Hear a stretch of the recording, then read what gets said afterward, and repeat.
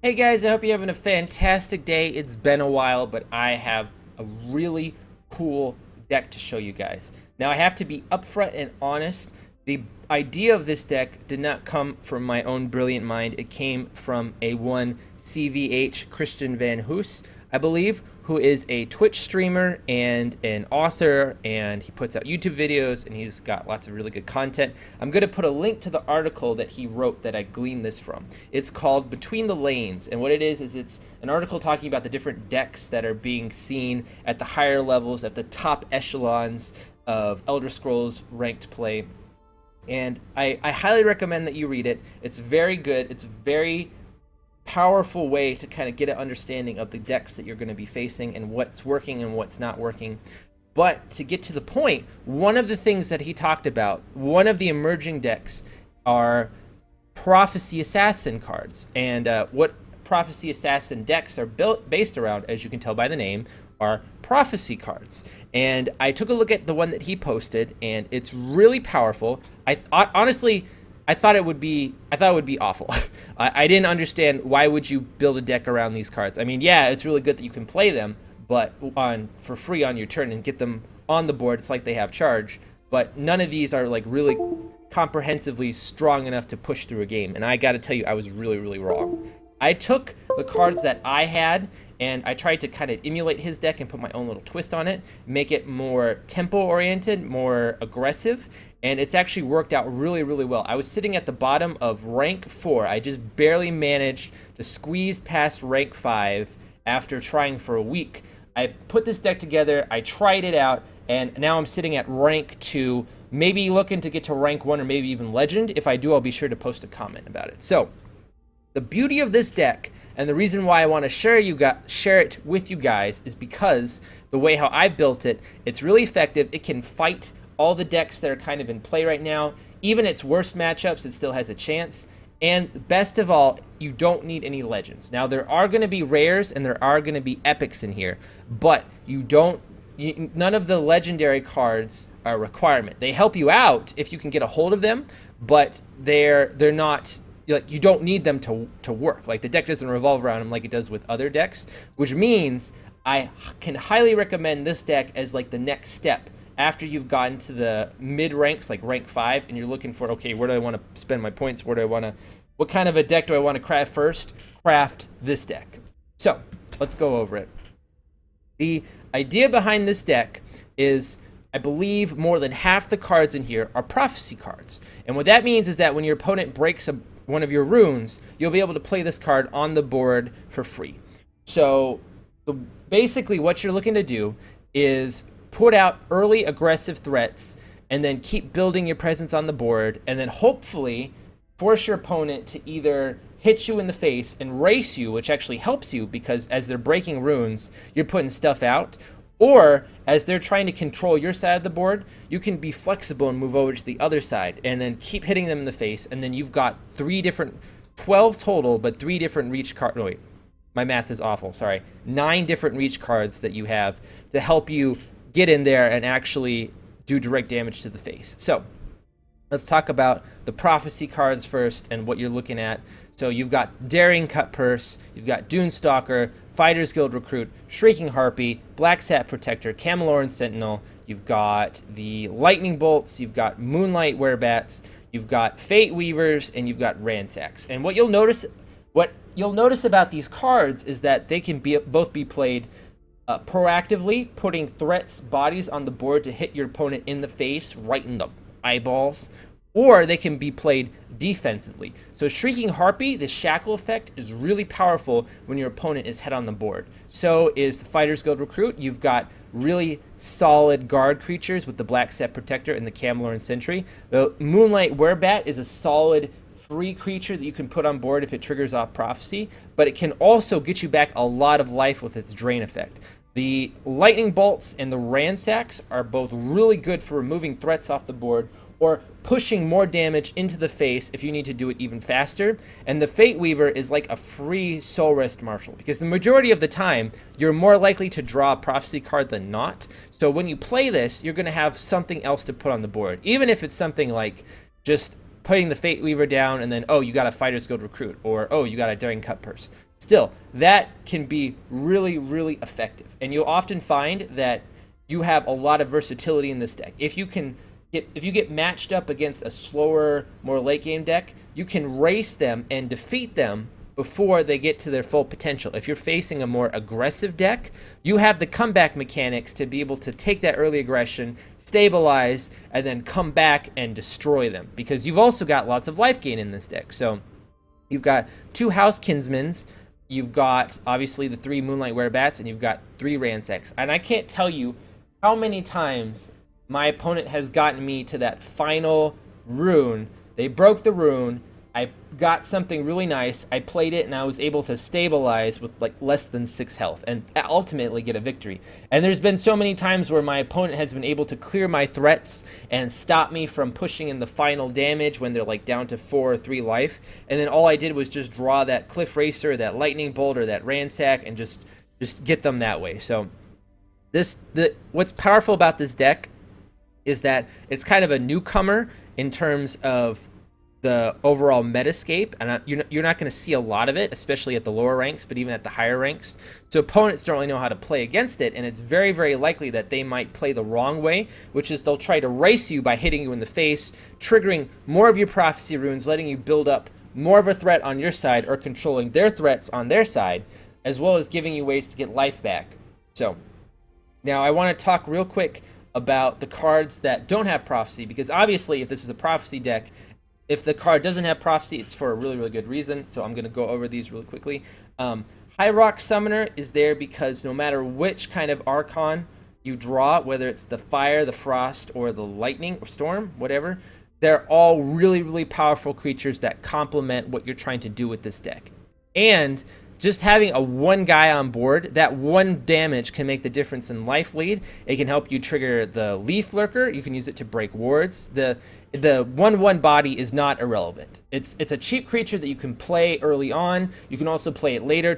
It's like a form of card draw. It's a really solid card.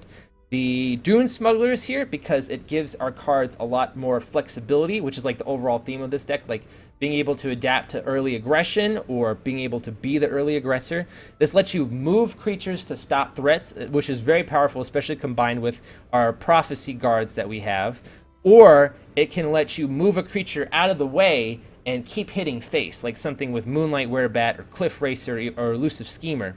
So and the cool thing, I don't know if a lot of people know this, but if you have a Dune Smuggler out and then you move it with a different card, like another Dune Smuggler or a Dune Stalker, the effect will still trigger. So like if you have this out, you move that Camelorn Sentry last turn, so now he's a 3/5 in the other lane, and you play a Dune Stalker on him, he's going to become a 4/6 because the Dune Smuggler is going to trigger on him. So there's a lot of synergy between these 2 cards. And Dune Stalker is a really solid prophecy card. Like I was kind of on the fence about it, but it's actually turned out to be a really strong addition. Elusive Schemer is in here because he's just like a really, really solid card. He helps out a lot. He gives us card draw for that mid to late game. He's a 4 damage threat, and if you can draw those 0 cost cards during the later game, you can actually build up a board presence from nothing, and this can actually almost be like a win condition. The Cliff Racers are here to give us more reach. The Leaf Lurkers are here because they're an amazing tempo card. They let us clear guards, they let us take care of big minions, they let us get really good trades, and they let us put a 4/3 creature on the board to continue hitting our opponent in the face or to contest whichever lane he's trying to take over.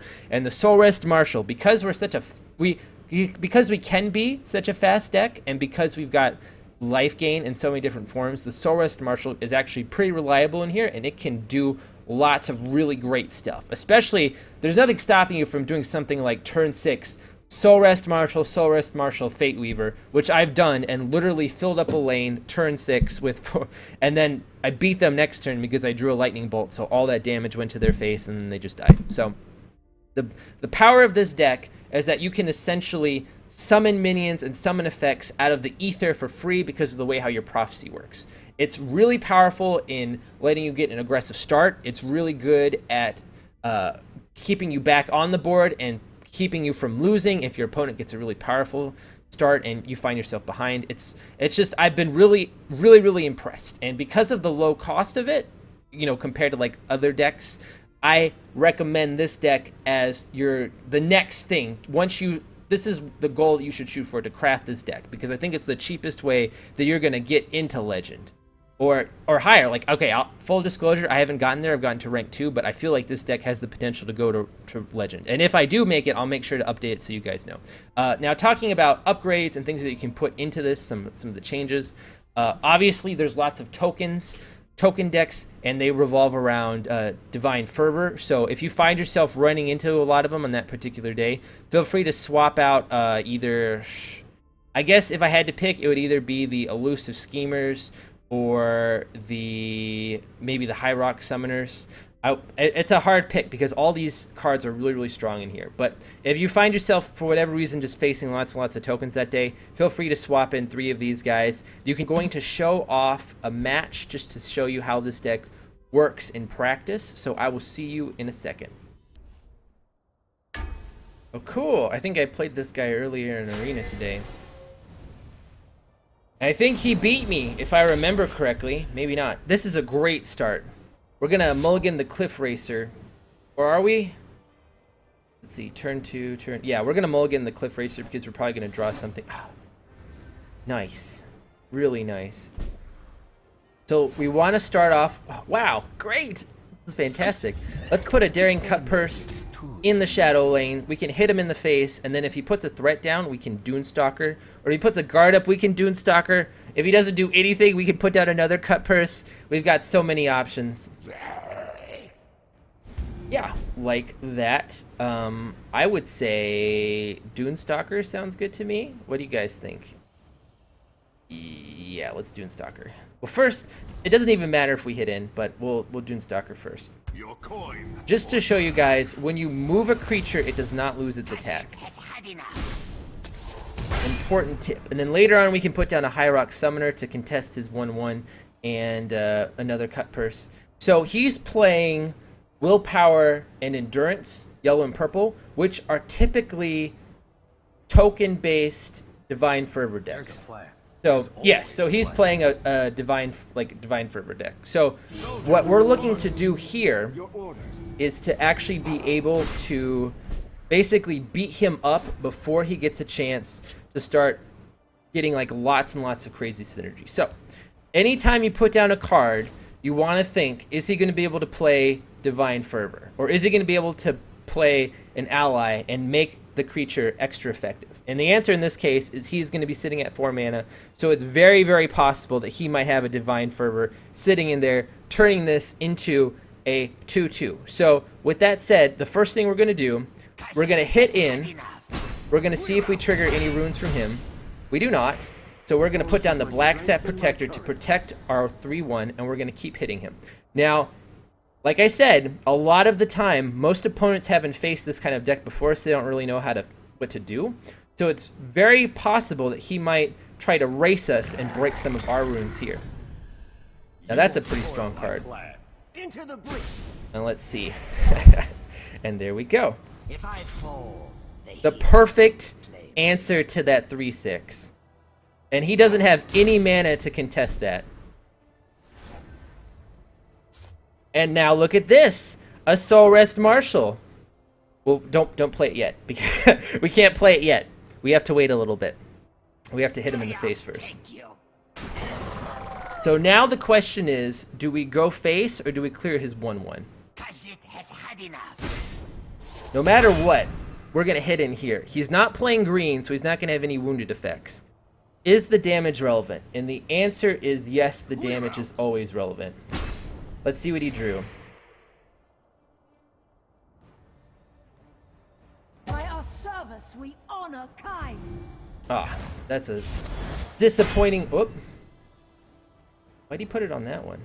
Oh, well, whatever. So now what we're going to do, we're going to clear that 3/3, so he's only going to have a 2/2 on board. Teach you to mess with me. And then now what we're going to do is we're going to put down a Daring Cut Purse. Well, first we're going to high Summoner and see if we get anything. My friend would like to say hello. That's pretty good. We might play that next turn. We're going to Cut Purse over here, so that way we have something in the shadow lane. And then next turn, we're going to be looking to Soul Rest Marshal into Fate Weaver, reload our board, and see what he does. He's obviously going to hit us in the face more, to try to stop our aggression, but he doesn't know his mistake of what's about to become of this man.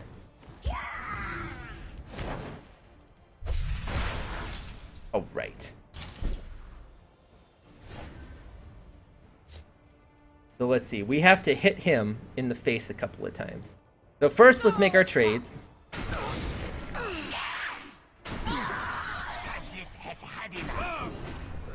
Buff this up. He doesn't draw it. So let's Soul Rest Marshal on this side. I bring reinforcements. And then Elixir of Magicka, Fate Weaver It has been written. into Moonlight Werebat.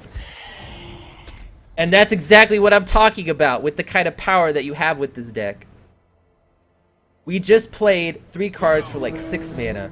And the best thing he can do is just put down 2/2s in each lane. And literally all he's doing is just like slowing down his slow and painful death. And if we draw a move card, oh, dang. Okay, so let's make some trades here. Let's go ahead and bump in this guy here. This guy here. This guy here. This guy here. And then we'll just double guard over here, putting him in a very difficult position with a great deal of board presence. Let's see what he does to respond to this. And unfortunately, that is an incredibly slow answer. So let's break some runes and see what happens. I'm defeated. And there you go. That's what you get for beating me in Arena. Alright, I got really excited because the deck is really fun to play, guys. I highly recommend it. I will post a deck list to this, how to create this deck so you can see the total cost of it. We're rocking mostly uncommons, a couple of rares, and a good number of epics in here. So this will cost you a bit of a pretty penny, but nothing compared to what it would cost you to do the decks that require like 5 or 6 or 7 or 8 legendaries. This deck is super fun to play, guys. Super fun to play. I'm going to put a link to CVH's article so you can check it out for yourself. Glean some more of what's going on. Check out his channel. It's fantastic. I watch it all the time. He's a really cool guy. And watch his Twitch. In the meantime, thank you for watching. I hope you enjoyed this. I hope you found it helpful. I hope it helps you get to really good places in the ladder. In the meantime, have a fantastic day.